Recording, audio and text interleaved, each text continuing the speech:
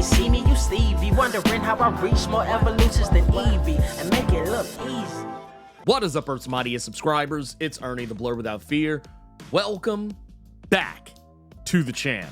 All right, so today's video, I want to take a moment to talk about Exceptional X-Men number 4 and 5. And I didn't do a video for 4 because busy life. But yes, I have been up to a lot of stuff, so I didn't have the time or the bandwidth to do it. So I'm going to do it now. And really the main takeaways, I love what Eve is doing, setting up this world that hates and fears mutants. And I know a lot of people expected it to be just business as usual, but what I actually like about this is Eve, not saying the others aren't doing this either, but Eve specifically is doing this in such a way that it's not as, heavy-handed or as doom and gloom as I think a lot of people might have expected it to be. Like, I'll just go ahead and be very blunt here. The fact that, over the course of the Exceptional X-Men series thus far, we've already gotten to see a bit of, not a whole lot, just a little teensy-weensy bit of Trista Marshall, aka Bronze's home life. We know that she lives with her grandmother. We know that her grandmother knows that she's a mutant, and we also know her grandmother doesn't care. And it's not like that fake allyship, and I've actually become a huge fan of this term and less a fan of allyship. I like to think of Trista's grandmother not as an ally, but as an accomplice, because an accomplice is someone who will actually do dirt with you. Allies will have your back, way back. An accomplice is somebody who is sitting in the holding tank right next to you when you're out here fighting the good fight. And that's what I like to see. I like to see that Trista's grandmother was, not giving empty platitudes to her granddaughter about being a mutant. She wanted her to love herself, all aspects of herself. Society be damned. We spend a little bit more time with Trista and get to see that confidence in Trista well up a little bit, because that was one of the issues she had coming into the series, that she didn't know how to control her powers. She knew that she could transform her skin into bronze at will, but she didn't really have the will part down. It was one of those things that just kind of happened reflexively at times, just kind of out of nowhere, just because. And what makes this even more interesting is that it's all kind of framed around a theater audition that Trista wants to be a part of. And I actually thought that was another really interesting aspect, showing these, because, once again, these are teenagers, the new Exceptional X-Men. They're not adults. They have to go to school. They have lives and, teenage angst and stuff to deal with. And I actually thought that was a really cool thing to see, Trista. And, not to be unfair, we have seen these characters in school, but Trista's the only one that we just had not seen yet to this point. I mean, granted, it's only been 4 or 5 issues. So, I mean, yeah, of course we probably would not have, but you get what I mean. What makes this interesting is that Trista really wants to be a part of this play, but she's kind of mousy in certain situations. Like when she's around people she's comfortable with, she's outgoing, she can be extra, she's boisterous, but when she tries to audition for this play, she's just not bringing it. And in the instance where she is actively auditioning, some shenanigans happen, because that's what the X-Men deal with. They deal with people hating and fearing them and shenanigans. But she ends up getting attacked by this weird mole rat looking monster creature that comes through a portal that she has no clue who it is or where it comes from. But she, in that moment, solo dolo, takes down this monster and even actively uses her powers, summoning her bronze skin, which, technically is not bronze. It's actually an unknown metal, but it looks bronze, hence the name Bronze. That's another story altogether. But I like that, we're seeing Trista, step up, woman up, as it were. Or I guess in this case, mutant up, because, she was already seemingly pretty confident in herself as a woman, just it was not her confidence in being a mutant. And all of that carries over to issue 5, where we see that, well, now that Trista has had her moment to have her character development, it's now Thao's time to have her development.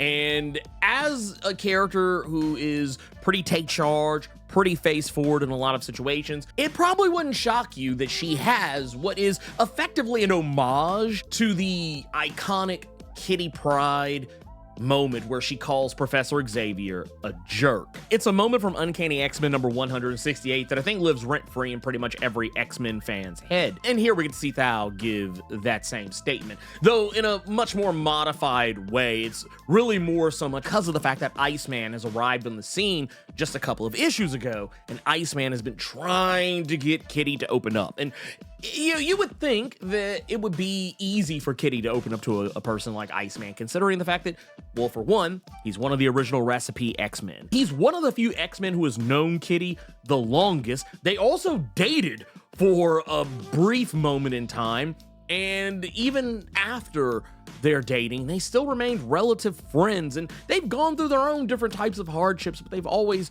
somehow managed to maintain, maybe not always civility, but, they've always had kind of a, I guess, like, ex-boyfriend, ex-girlfriend kind of rivalry deal where they just still get to be cool with each other, but they are gonna bust each other's chops from time to time.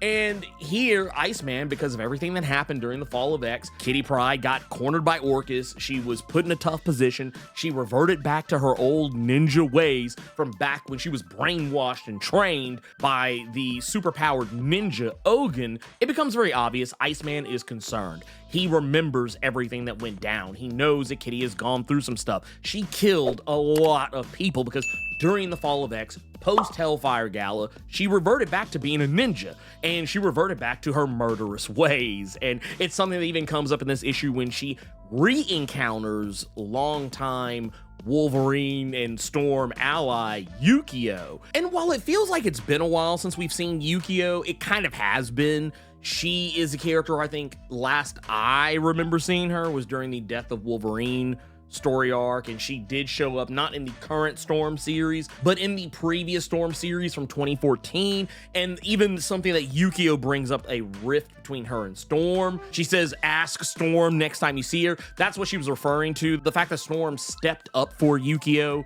during a clan challenge, but the whole thing was just an elaborate ruse for Yukio to assassinate someone while Storm was too busy to do anything about it. That's what she's referring to here.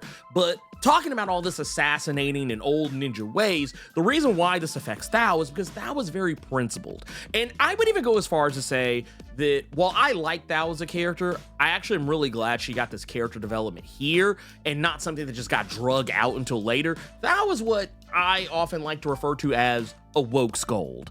Don't get me wrong, if you are a person who likes to use the term that you're an ally, I think you should actually drop that term and strive to be an accomplice instead. But that's Thao. She is an accomplice. She is willing to throw down for the cause no matter what. But the problem with her is that, as I said a moment ago, she's a woke scold. What is a woke scold, you might be asking? A woke scold is a person who, like myself, I consider myself woke. I don't think of it as a pejorative, but I think being a woke scold is a pejorative. A woke scold is someone who, like myself, has principles, believes in those principles, fights for those principles, stands 10 toes down on business for those principles. However, a woke scold is always angry, always offended, even in situations where there is no offense to be had, even by the people who they think should be offended. Because Iceman showed up and brought out those old feelings in Kitty, and it kind of made her lash out and talk about the things that have been bugging the hell out of her. It is here where Thao learns that Kitty used to kill people, and because Thao is so principled and doesn't believe in killing, she doesn't want to be a part of this team. She doesn't want Kitty as a mentor.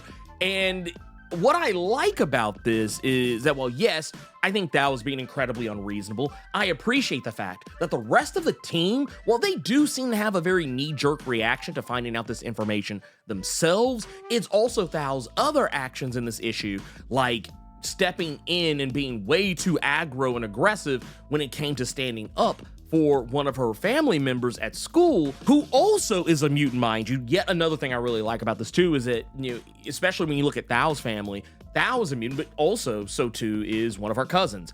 And that cousin is even more visibly a mutant than even Thao is. And what I like about this whole situation is that her family doesn't seem to care.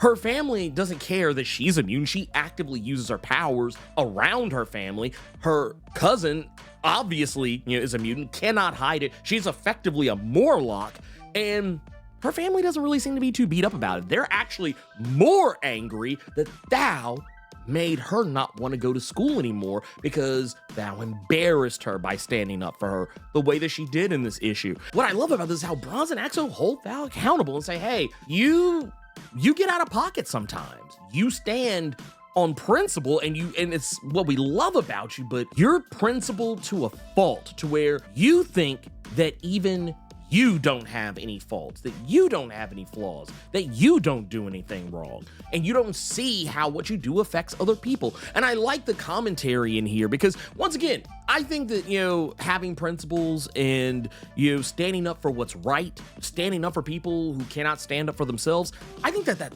is all incredibly admirable. I wish more people tried to do it.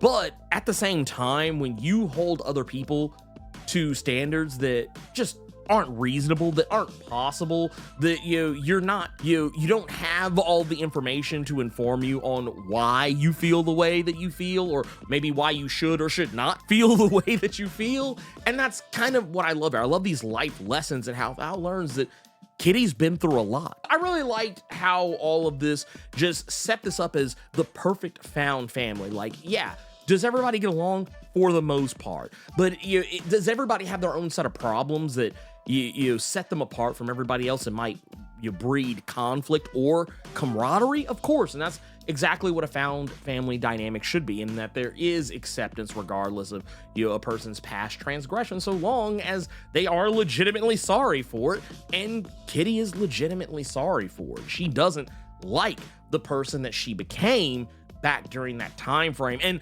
there's even some other stuff that's kind of brought up that I am not really sure how to take some of this information. There's a point where it's implied there's certain characters from the Fall of X era, characters like Jun Wei, who showed up in Benjamin Percy's X-Force series, who, well, technically she started off as a mutant-hating, I won't say zealot, but she definitely didn't like mutants, because the X-Men and the Brotherhood of Evil Mutants battle back in the day was directly responsible for the death of her parents. So, that's why she was involved with Orcus. And we also have Dr. Barrington, who was in on the Sabretooth and the Exiles series, and it was actually during that run where we'd learn that she was someone who was working for Orcus, experimenting on mutants, even to the point of killing mutants to experiment on them and find ways to deactivate their powers. And then there's also Fei Long, the guy who I think most X-Men fans would agree could have just as easily have been Bastion. But yes, Fei Long, who was a guy who I think got away relatively scot-free during the Fall of X era. I know technically during the Jerry Duggan Invincible Iron Man series, it was revealed that Fei Long was left to rot on Mars by Tony Stark until Fei Long had legitimately got his shit together. But it's kind of implied here that Kitty went back and killed them. With impunity, mind you. Once again, these were not things that were depicted during the Fall of X. This is all stuff we're learning after the fact. So it's kind of left ambiguous as to whether or not this is the case, but I'm going to go on a limb and say it probably is the case. Maybe Fei Long is gone. Like, Fei Long is out. Jun Wei, done. Dr. Barrington, check please. She is out of here. All three jerseys very likely retired, at least the way that the setup is here with this. But if it is the case, then Kitty did a lot more killing than we thought. And there was even a point where she was going to go kill Charles. She was going to go kill Charles Xavier. And the only reason she didn't is because Wolverine stopped her, because he didn't want her to kill him, because he knew how badly that would stain her soul. So he went to go do it himself, which he ultimately did not do either, because Magneto stopped him. But still, I like that, regardless of how any of the characters may or may feel about Kitty's past, it seems like everyone's kind of warming up to the idea of, if you were a bad person yesterday, are you still a bad person today? Do you want forgiveness for what you did? Do you want to try and be a better person today than you were yesterday? And then tomorrow you want to be a better person than you are right here and now. That's basically what this book is talking about, and I love it. I love it. Absolutely love it. Honestly, I know that Jed MacKay's Adjectiveless X-Men and Gail Simone's Uncanny X-Men are getting all the love, all the glitz, all the glam, but I feel like Exceptional X-Men is right on par with them, if not head and shoulders better.